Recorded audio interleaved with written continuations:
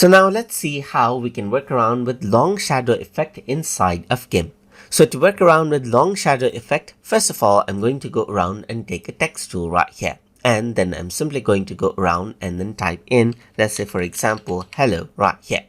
So this is what I have, as you can see, and of course you can go around and then change around the font around over here as well. So let's just go around and change it out to something like impact over here, just like this. So simply go around over here. You can see that that is what you have right here. So you can also go around and increase out the font size right here, just like this. So this is what I have.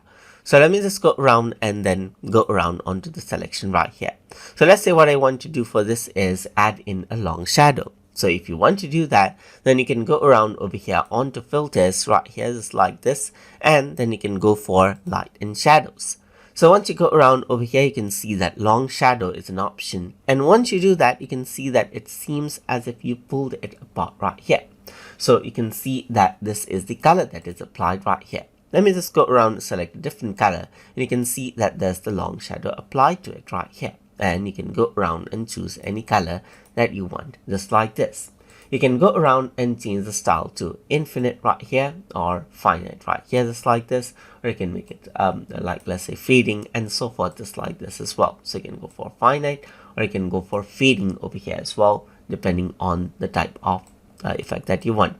You can go around and change around the angle over here, just like this as well, and change around the length around just like this as well. You can go around and change around the midpoint over here, just like this, and so forth. You can go around over here and change around shadow only as well in composition, and go for composition right here and go for shadow minus the main text as well. So that is what you have.